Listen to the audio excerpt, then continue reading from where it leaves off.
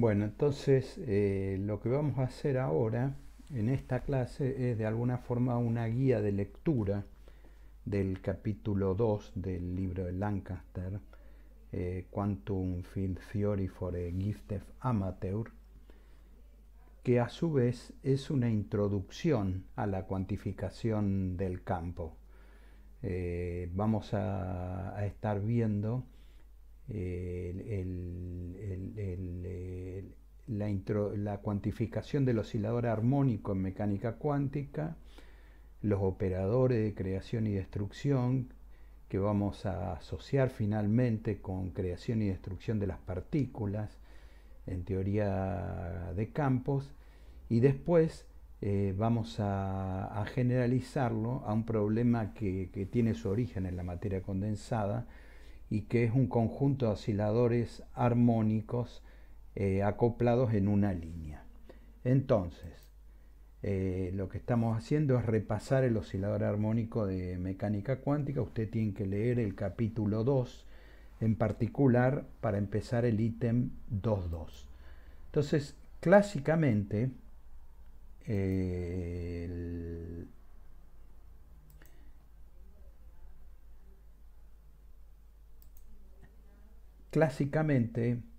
acá tenemos un ejemplo de un oscilador armónico.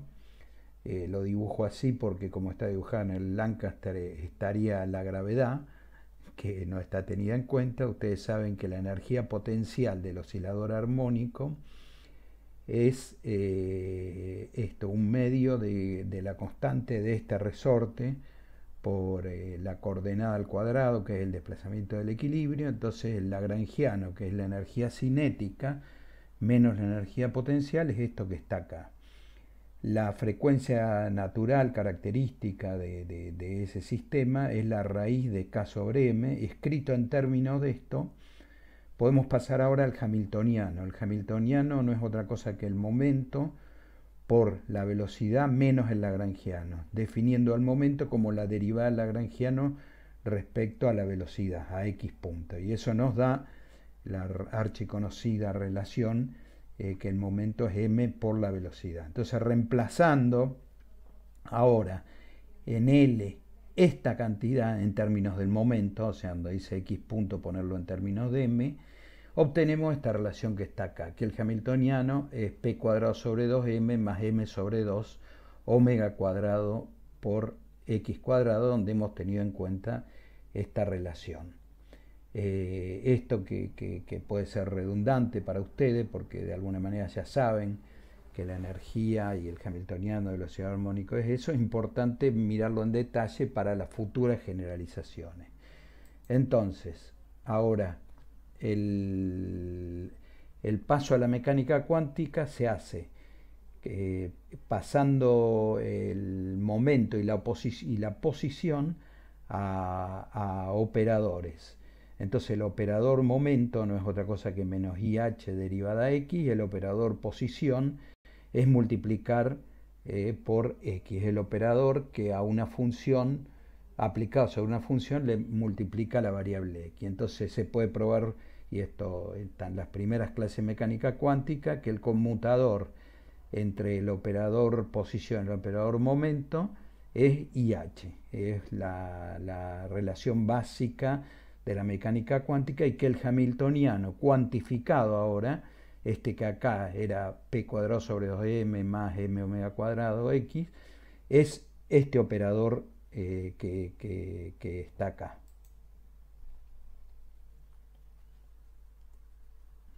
Y esto no es otra cosa que el haber pasado de la formulación clásica a la formulación cuántica del oscilador armónico, o sea, pasar de variables px a operadores px, y ahora el problema es obtener el espectro de H, o sea, resolver la ecuación de Schrödinger del problema con...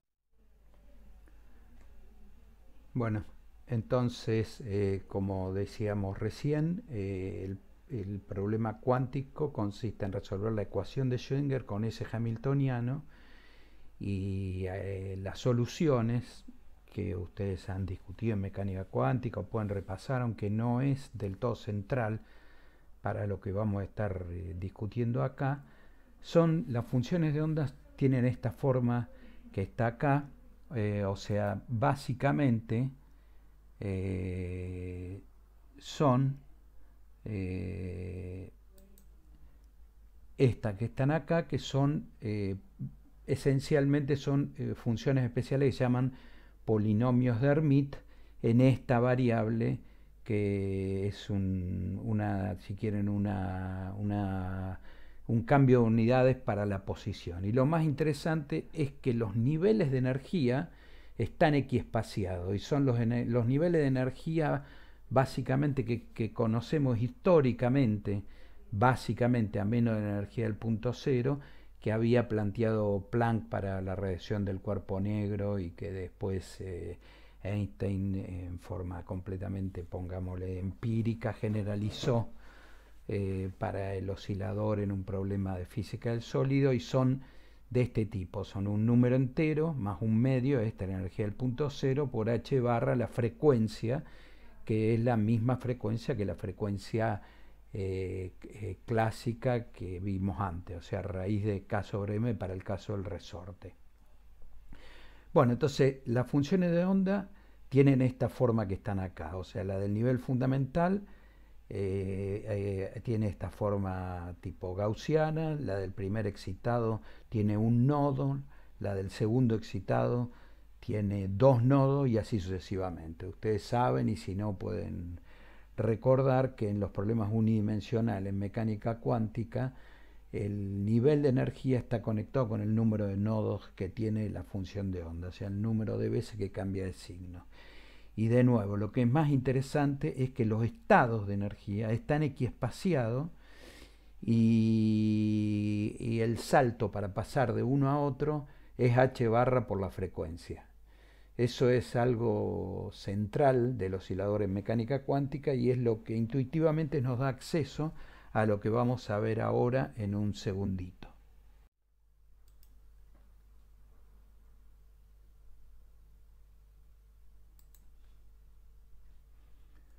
Bueno, entonces la discusión se hace más interesante y se acerca a lo que nos interesa después para generalizar, cuando esto se plantea en términos de ciertos operadores que son combinaciones de los operadores de posición y momento y que se llaman operadores de creación y destrucción. Y ahora vamos a ver qué significan. Entonces, a partir de los operadores de posición y de momento, los tomamos, si quieren, como parte real y parte imaginaria de otros operadores, que son estos operadores A y Adaga, que llamamos operadores de creación y destrucción. Fíjense que estos operadores, dado que X y P son operadores hermíticos porque representan observables físicos, estos no son operadores hermíticos, o sea, no representan observables, digamos, que puedan ser medidos. En el Lancaster hay una cierta discusión de cómo el hamiltoniano se puede factorizar y cómo aparecen esos operadores. Yo los introduzco directamente. Entonces, definidos esos operadores, podemos, a partir de las reglas de conmutación entre X y P que habíamos visto originalmente, que son eso, que el conmutador de X con P es IH, deducir que la regla de conmutación entre A y A daga, o sea que A con A daga, su conmutador es 1. Y de acá calcular cuáles son los estados de los operadores A y A daga, que son lo más interesante. O sea, usando el conmutador, tomamos un estado que lo llamamos el estado fundamental. Acá no tenemos que resolver ninguna ecuación de Schrödinger, vamos a hacer una construcción, digamos, uno a uno de los estados, le aplicamos este operador, que lo llamamos operador de destrucción, y eso nos da 0. De alguna manera decimos que este operador destruye el estado fundamental. Y si aplicamos el operador de creación, si lo aplicáramos sobre el estado fundamental, nos daría el primer estado excitado.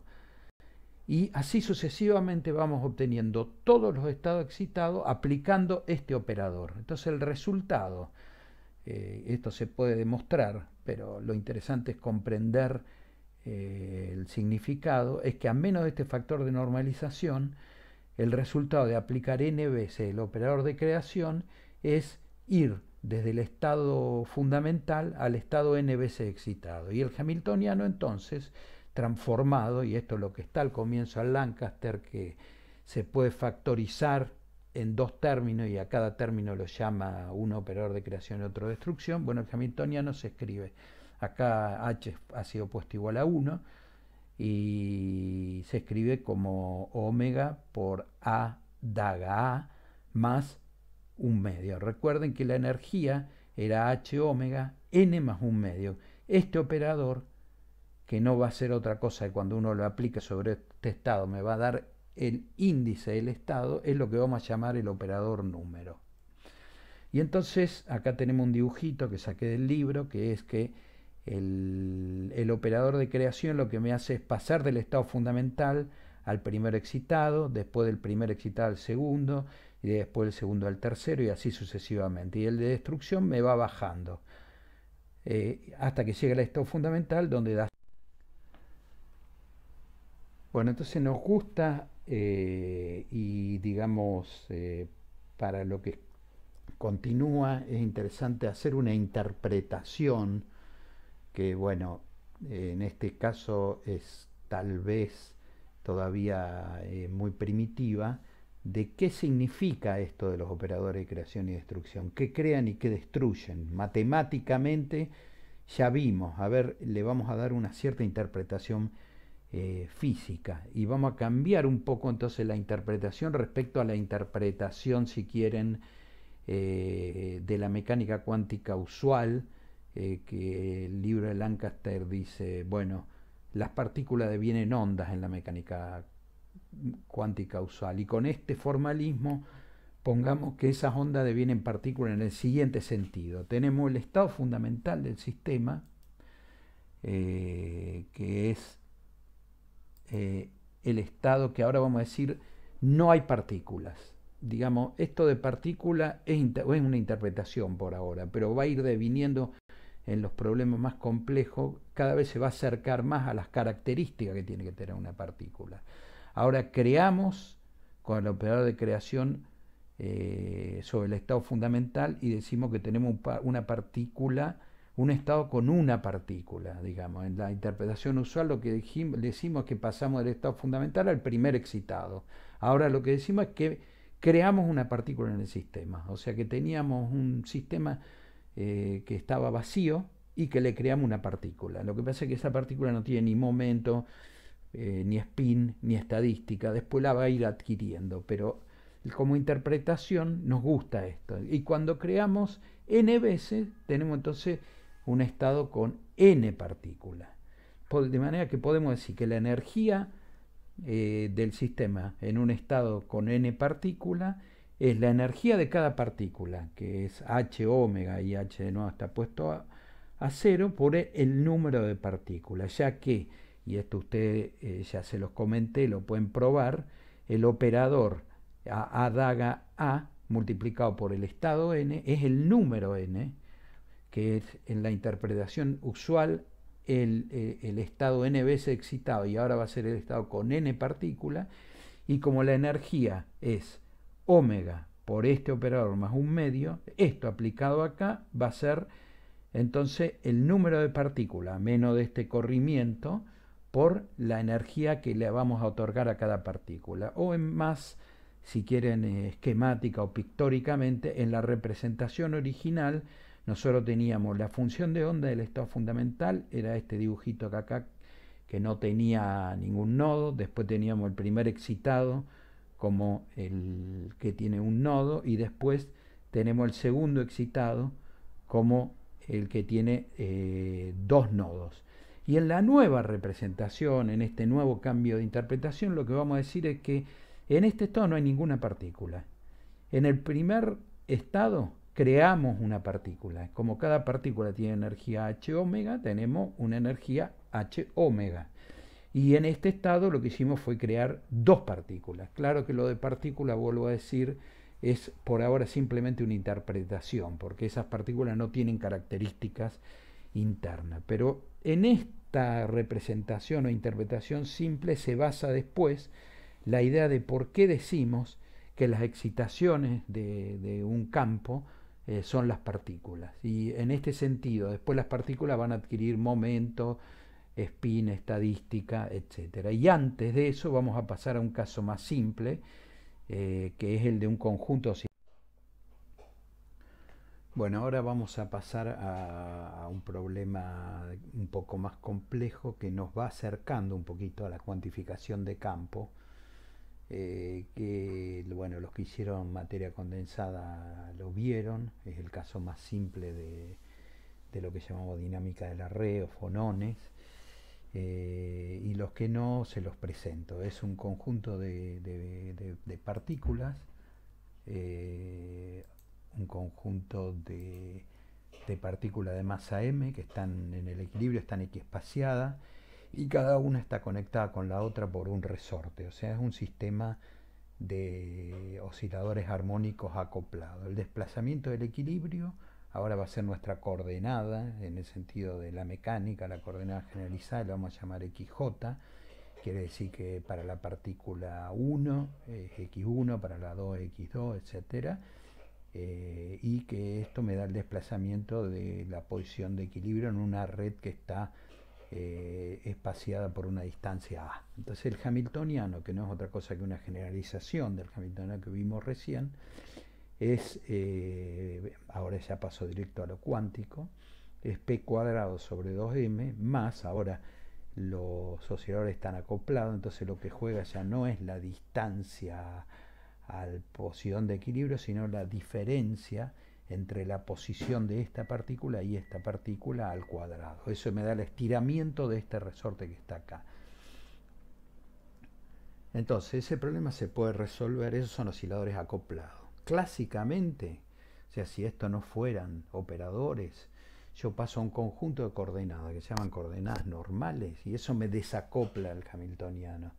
O sea, quiere decir, me lo transforma en un sistema de osciladores que ahora son desacoplados, aunque no viven en el espacio real. Y de hecho, por eso el paso a coordenadas normales es una transformación de Fourier o un paso al espacio de los momentos. Entonces, las coordenadas XJ se escriben ahora como la transformada de Fourier de ciertas coordenadas XK, y los momentos PJ son la transformada de Fourier de ciertos operadores momentos PK con un índice K. Y la transformada inversa es exactamente lo mismo, lo único que ahora la exponencial tiene un signo menos. O sea, X, operador X se conecta con el operador X sub K en el espacio de momento, con el operador X sub J de esta forma, y el PK se conecta de esta forma que está acá. Hay una relación que es importante después para ver que realmente esto lleva a osciladores desacoplados, y es que dado que este X y este P son operadores hermíticos, entonces se tiene que cumplir. Ustedes pueden ver acá que si uno acá le hace el hermítico conjugado, digamos, si esto le hace la operación de conjugación, debido a que estos operadores son hermíticos, tiene que ocurrir que X conjugado K tiene que ser a X de menos K, y que P de conjugado de K es igual a P de menos K. Eso lo pueden demostrar conjugando acá y conjugando acá y pidiéndole que las dos den. Bueno, entonces ahora, para continuar trabajando con ese hamiltoniano y mostrar cómo se desacopla de alguna forma el hamiltoniano al pasar a las coordenadas normales, ahora las coordenadas normales cuánticas, porque pasamos de operadores, hay que seguir los pasos de 255 a 258 y utilizar estas relaciones que están acá. O sea, les pido que si quieren lo pueden hacer para practicar cómo se trabaja con estos sistemas osciladores acoplados cuánticos. Entonces hay que tener en cuenta que cuando aparece una suma, esto es parecido a lo que pasa con la delta de Dirac, pero es para la delta de Kronecker. O sea, cuando aparezca una suma sobre los sitios de E a la I K menos K', por Na, eso es la delta de Kronecker entre K y K', y que cuando la suma es sobre K de E a la I n menos n', esto es delta de nn', y que K, el índice, si quieren, de las coordenadas normales, no es continuo, y eso se debe a ciertas condiciones de contorno que hay que ponerle, que ustedes lo pueden ver en el libro, o los que han hecho materia condensada lo saben, sino que es una cosa discreta y que corre sobre un conjunto finito de valores. Eso es porque, dado que el número de partículas en el espacio real es n, el número de coordenadas normales también tiene que ser n. Si quieren, esto lo pueden asumir, digamos, para no entrar en detalle, que en algún aspecto son del formalismo de la materia condensada. Entonces, usando todas estas cuestiones que están acá, deberían seguir los pasos que están en el libro desde 2.55 a 2.58 y demostrar que el hamiltoniano se puede escribir de esta forma. O sea, que el hamiltoniano, que antes tenía las coordenadas x, j acoplada con la xj más 1, ahora se escribe como una suma de términos que dependen cada uno solo de k, porque este menos k, habíamos dicho que p de menos k es p daga de k, y que x de menos k es x daga de k. Quiere decir que estos son todos hamiltonianos muy parecidos al del oscilador armónico individual, y cada uno es acoplado con del otro, aunque no significa cada uno de ellos un oscilador que se puede ver como una masa acoplada a un resorte. Son osciladores, digamos, en el espacio de Fourier, pero formalmente lo que hicimos con esa transformación fue transformar un sistema de osciladores acoplado en un sistema de osciladores desacoplados.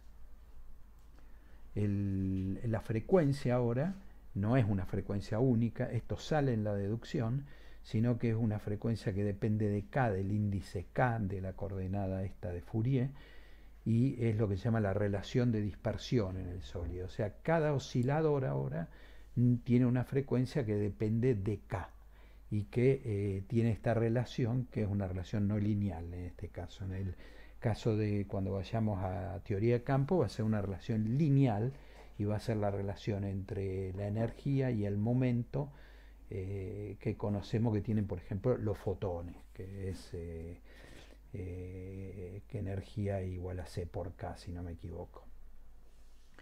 Entonces, bueno, todo esto sale matemáticamente, pero físicamente quiere decir que nosotros separamos un sistema de osciladores desacoplados, acoplado en un sistema de osciladores desacoplados, con cada uno de ellos tiene una frecuencia que es distinta y que depende de K.